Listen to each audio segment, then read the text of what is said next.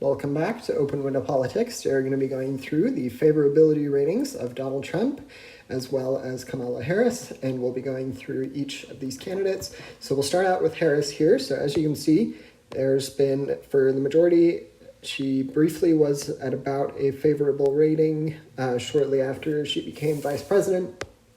But then for quite a while thereafter, her favorability kind of dropped pretty quickly and then remained at about a fairly consistent pace. Did continue to drop a little bit, got down to plus 15 negative or plus 15 unfavorable.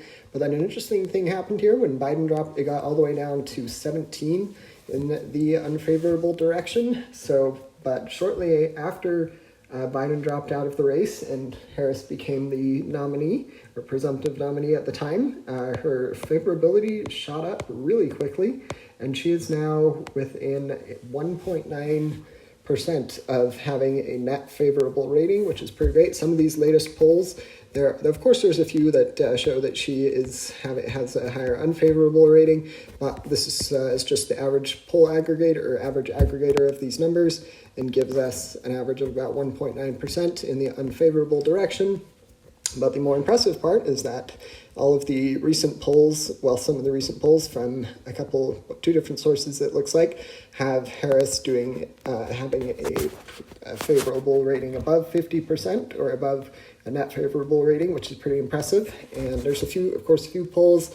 The YouGov one is a little older, so the newer polls might be trusted a little bit more, but nonetheless, they're still important to look at.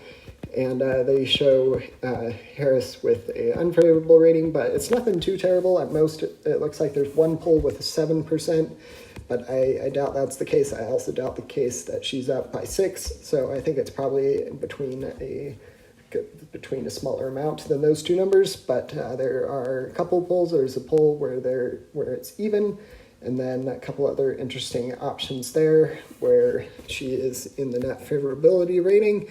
So pretty good return for Harris there.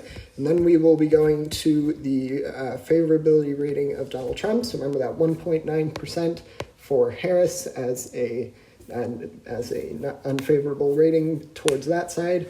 On the Trump side of things, we have, so for a while there, he had about a pretty unpopular approval rating.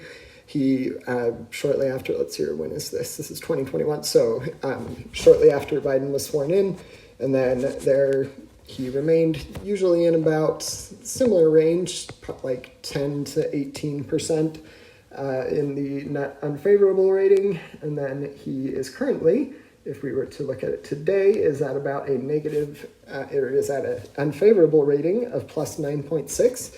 So these latest polls, none of them show him in the positive of the favorability ratings. There is a negative 14, 13, 13, and then if you're not a big fan of that poll, that's fair enough, or of that source. But there are also a couple other here. These aren't quite as drastic as negative 14. There's one more negative 13 from YouGov, but 6 and then a couple 9s there. So all in all, generally things are looking pretty good for Harris. It'll be interesting to see if that increase in popularity continues to the end of the election. It'll be interesting to see if that is able to correlate with a victory on the presidential level. Right now, things are looking a lot better for Harris than things were looking for Biden just a couple months ago, and for now, it's going to be an interesting race. It's going to be close for sure, but these factors can help give us a good insight into who may be the eventual winner in a potential match or in a matchup between Harris and Trump. Feel free to let me know if you have any questions, and don't forget to like and subscribe. Thanks. Bye.